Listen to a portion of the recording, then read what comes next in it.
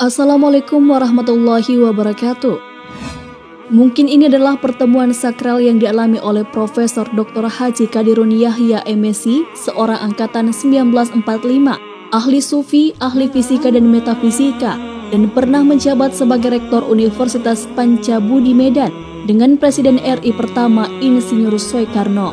Ia bersama rombongan saat itu diterima di beranda Istana Merdeka sekitar bulan Juli 1965. Bersama dengan Profesor Insinyur Brojonegoro ALM, Profesor Dr. Syarif Tayyip, Bapak Suprayogi, Admiral John Lee, Parsucipto Besar, Kapolri, Duta Besar Belanda.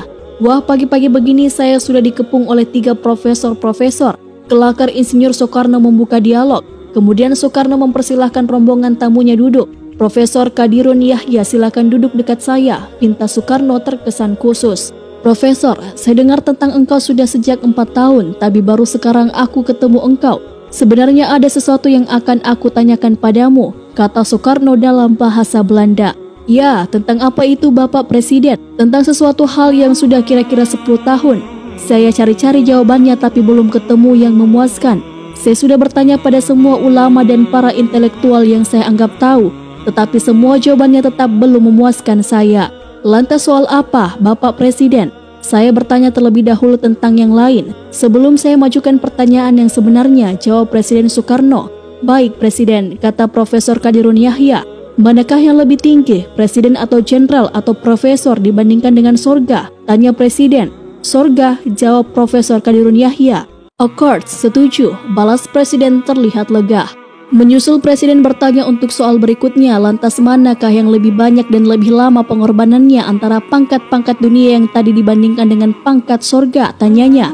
Untuk Presiden, Jenderal Profesor harus berpuluh-puluh tahun berkorban dan berabdi pada negara, nusa dan bangsa atau pada ilmu pengetahuan. Sedangkan untuk mendapatkan sorga harus berkorban untuk Allah segala-galanya. Berpuluh-puluh tahun terus-menerus, bahkan menurut agama Hindu atau Buddha harus beribu-ribu kali hidup dan berabdi. Baru barangkali dapat masuk nirwana, jawab Profesor Qadirun. Akors, kata Bung Karno, panggilan akrab Presiden. Sekarang baru dapat kutangkap engkau Profesor, lanjut Bung Karno. Tampak mukanya cerah berseri dan kelihatannya Bung Karno belum ingin cepat-cepat masuk ke pokok masalah. Saya cerita sedikit dulu, kata Bung Karno. Silakan Bapak Presiden. Saya telah melihat teman-teman saya meninggal dunia lebih dahulu dari saya dan hampir semuanya matinya jelek karena banyak dosa rupanya. Saya pun banyak dosa dan saya takut mati jelek. Maka saya selidiki Al-Quran dan Al-Hadis bagaimana caranya supaya dengan mudah hapus dosa saya dan dapat ampunan dan bisa mati tersenyum. Lantas saya ketemu dengan satu hadis yang bagi saya berharga. Bunyinya kira-kira seperti berikut. Rasulullah SAW berkata, seorang wanita penuh dosa berjalan di padang pasir, bertemu dengan seekor anjing dan kehausan.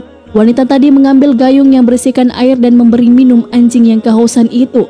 Rasul lewat dan berkata, hai para sahabatku, lihatlah dengan memberi minum anjing itu, hapus dosa wanita itu dunia dan akhirat, ia ahli sorga.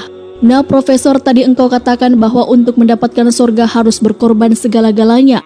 Berpuluh-puluh tahun untuk Allah baru dapat masuk sorga, itu pun barangkali.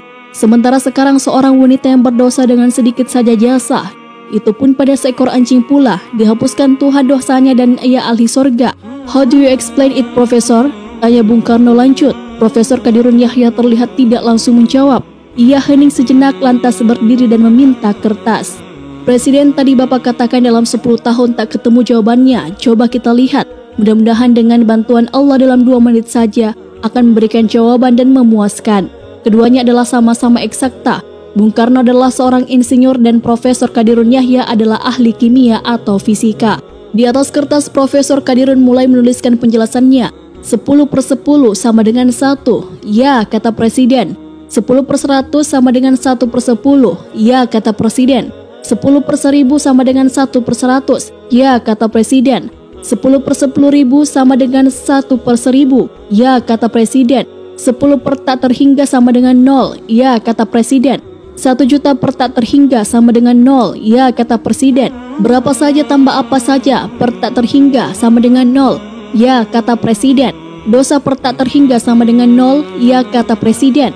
Nah lanjut Prof, 1 kali tak terhingga sama dengan tak terhingga, ya kata Presiden. 1/2 kali tak terhingga sama dengan tak terhingga. 1 zarah kali tak terhingga sama dengan tak terhingga, ya kata Presiden. Ini artinya sang wanita walaupun hanya satu zarah jasanya bahkan terhadap seekor anjing sekalipun mengkaitkan menggandengkan gerakannya dengan yang maha akbar, mengikut sertakan yang maha besar dalam gerakan-gerakannya, maka hasil gerakannya itu menghasilkan ibadah yang begitu besar, yang langsung dihadapkan pada dosa-dosanya, yang pada saat itu juga hancur berkeping-keping, ditorpedo oleh pahala yang maha besar itu. Satu zarah kali tak terhingga sama dengan tak terhingga, dan dosa per tak terhingga sama dengan 0. Itulah dia jawabannya Presiden, jawab Profesor. Bung Karno diam sejenak. Hebat, katanya kemudian, dan Bung Karno terlihat semakin penasaran. Masih ada lagi pertanyaan yang ia ajukan, bagaimana agar dapat hubungan dengan Tuhan, katanya. Profesor Qadirun Yahya pun lanjut menjawabnya. Dengan mendapatkan frekuensinya, tanpa mendapatkan frekuensinya tak mungkin ada kontak dengan Tuhan. Lihat saja, walaupun 1 mm jaraknya dari sebuah sender radio, kita letakkan radio dengan frekuensi yang tidak sama, maka radio kita itu tidak akan mengeluarkan suara dari sender tersebut. Begitu juga dengan Tuhan, walaupun Tuhan berada lebih dekat dari kedua urat leher kita, tak mungkin ada kontak jika frekuensinya tidak kita dapati. Bagaimana agar dapat frekuensinya sementara kita adalah manusia kecil yang serba kekurangan, tanya Presiden kemudian. Melalui isi dada Rasulullah, jawab Profesor. Dalam hadis qudsi berbunyi yang artinya bahwasanya Al-Quran ini satu ujungnya di tangan Allah dan satu lagi di tangan kamu, maka peganglah kuat-kuat akan dia. Abi Syuraihil Khuzai radhiyallahu an. Profesor menyambung, begitu juga dalam Quran surah Al-Hijr ayat 29. Maka setelah aku sempurnakan dia, aku tiupkan ke dalamnya sebagian rohku. Rebahkanlah dirimu bersujud kepadanya. Nur ilahilah yang terbit dari Allah sendiri adalah tali yang nyata antara Allah dengan Rasulullah. Ujung nur ilahi itu ada dalam dada Rasulullah. Ujungnya itulah yang kita hubungi. Maka jelas akan kita dapat frekuensi dari Allah Subhanahu wa Ta'ala, kata Profesor. Profesor melanjutkan, lihat saja sunnatullah, hanya cahaya matahari saja yang satu-satunya sampai pada matahari. Tak ada yang sampai pada matahari melainkan cahayanya sendiri.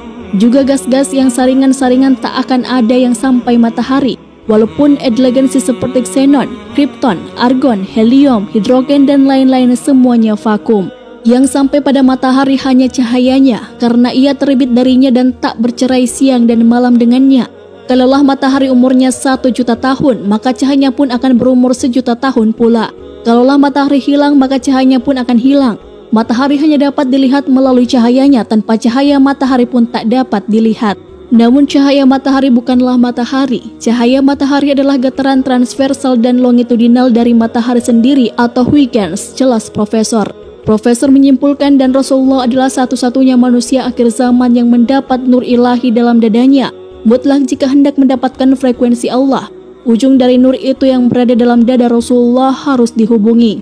Bagaimana cara menghubungkannya sementara Rasulullah sudah wafat sekian lama, tanya Presiden. Profesor menjawab, memperbanyak sholawat atas Nabi tentu akan mendapatkan frekuensi beliau yang otomatis mendapat frekuensi Allah Subhanahu wa Ta'ala. Tidak kukabulkan doa seseorang tanpa salawat atas Rasulku, doanya tergantung di awang-awang.